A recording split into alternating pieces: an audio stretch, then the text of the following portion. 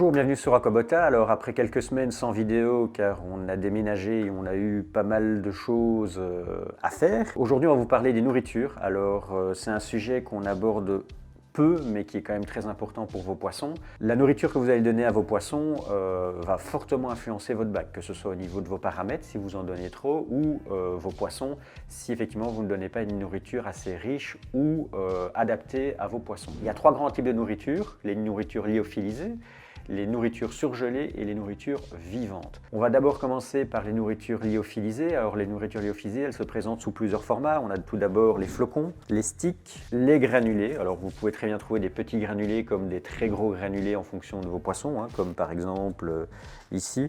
Vous avez des granulés plutôt gros, bon là c'est pour du koi, mais vous pourriez très bien en avoir des aussi gros pour des gros frontosa ou des poissons du Tanganyika. Et après vous avez une forme de pelet. Alors celle-ci c'est des très petits pelets.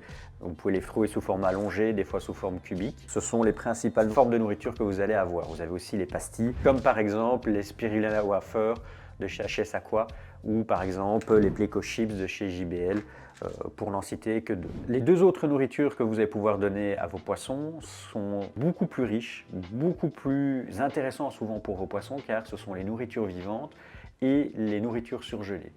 Les nourritures vivantes, c'est pas toujours facile d'en avoir en fonction de où vous habitez, de vos régions, donc ça c'est peut-être pas toujours évident, donc à voir si vous savez en avoir. Mais si vous ne savez pas en avoir, vous avez les nourritures congelées. Ces deux types de nourriture sont beaucoup plus nutritivement parlant intéressantes pour vos poissons. Là, vous pouvez aussi bien varier par des artémias, des larves de moustiques blanches, des larves de moustiques noires, des daphnies, du krill, des crevettes aussi. Si vous avez des gros poissons, je pense par exemple à des cyclidés africains ou des cyclidés américains, là, il ne suffit même pas de les acheter dans le commerce. Vous pouvez très clairement aller dans votre magasin d'alimentation et vous les trouverez dans votre rayon surgelé sans aucun problème. Au niveau des surgelés, il y a un point très important à garder en tête, c'est que vous dégelez votre petit cube de nourriture surgelée dans un petit bocal, donc vous pouvez très bien prendre un bocal pareil, vous mettez votre cube dedans, un peu d'eau du robinet, vous laissez dégeler et surtout vous ne mettez pas l'eau du cube avec la nourriture car celui-ci aura juste tendance à salir entre guillemets l'eau de votre aquarium et ne nourrira pas votre poisson. Pour les nourritures surgelées et les nourritures vivantes, il y a un point important à prendre en considération. On ne donne pas de verre de vase rouge aux cyclidés africains, c'est-à-dire au Malawi et au Tanganyika, mais aussi au Victoria. On ne leur en donne pas pourquoi, car ils auront tendance à ne pas savoir digérer cet aliment-là. Et donc ça pourra causer des problèmes au niveau digestif. Alors comment est-ce qu'on choisit la nourriture pour ces poissons? Alors de manière générale, quand on arrive soit dans un magasin ou sur le site et qu'on regarde la quantité de nourriture, souvent on est vraiment perdu. De manière générale, il y a quelques critères pour enlever le superflu dans le choix de votre nourriture. Tout d'abord, ça va être le type de poisson que vous allez avoir et sa taille de bouche. Il va de soi que vous n'allez pas donner un granulé pareil à un petit guppy qui a une bouche qui fait même pas 5 mm de longueur. Vous allez plus aller sur par exemple des flocons, voire des petits granulés. Le deuxième paramètre à prendre en compte, c'est tous les poissons que vous allez avoir. C'est-à-dire que si vous avez un bac communautaire, prenez des nourritures généralistes. Pas trop riches, mais pas non plus trop pauvres en nutriments. Il va de soi qu'on ne va pas par exemple donner que des daphnies lyophilisées à vos poissons. C'est comme si je vous donnais un paquet de chips tous les jours, 3 fois par jour. Au bout d'un moment, vos poissons ne seront pas bien. Le troisième paramètre, c'est de bien varier les nourritures. Nous ne mangeons pas tous les jours un steak frites salade, matin, midi et soir. Au bout d'un moment, vous n'aurez pas toutes vos vitamines, tous vos nutriments pour le bien de vos poissons. C'est donc les trois grands points à prendre en compte dans le choix de nourriture que vous allez faire. Un dernier petit point, qui est quand même très important avec les nourritures, on a souvent tendance à trop nourrir quand on est débutant, c'est-à-dire que on voit ça avec notre vision d'humain, on va dire ça comme ça, c'est qu'on donne une belle grosse quantité qui, elle, va tomber au fond de votre aquarium et qui va générer plus de problèmes que de nourrir vos poissons. Quand vous donnez de la nourriture, il est très important que dans les 2 à 3 minutes, toute la nourriture soit mangée. Il vaut mieux nourrir peu mais souvent, donc peut-être une fois le matin, une fois le soir, que de nourrir beaucoup mais qu'une fois. Car là, vous allez juste créer de la pollution dans votre bac et qui dit pollution dit problème d'algues, voire des problèmes de nitrite, de nitrate.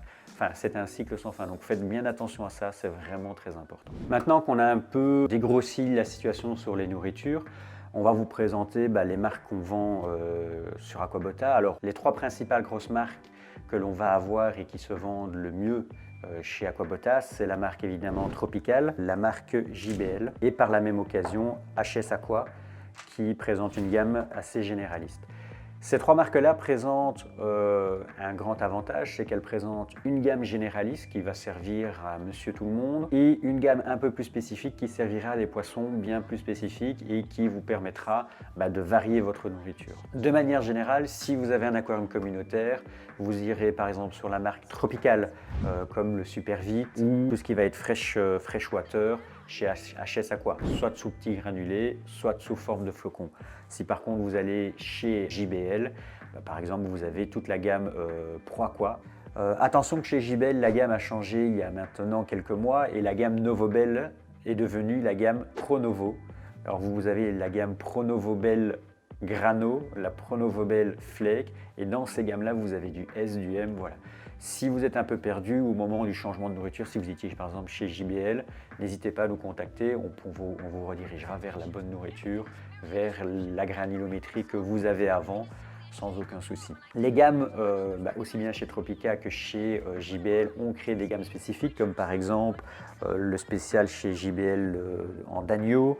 Vous avez aussi le Pronovo Corridoras, le spécial pour les crevettes et les écrevisses, mais aussi très bien le Pronovo Color, qui lui fait plus partie de la gamme généraliste, mais qui a été divisé en plusieurs sous-catégories. Vous avez aussi dans la gamme tropicale, par exemple, des nourritures probiotiques pour les discus et compagnie. Vous avez par exemple le Dealio qui est super, vous avez le Pro Défense qui est d'ailleurs une superbe vente pour les discus et même pour les bacs communautaires, qui comporte pas mal de probiotiques et ça c'est vraiment très intéressant pour vos poissons. Le plus important, voilà, c'est de varier. On tape toujours sur le même clou, c'est d'avoir 2-3 nourritures. Dans l'idéal, mais donnez du congelé aussi. Si vous avez accès à du vivant, donnez-en, des artémias, les vers de vase.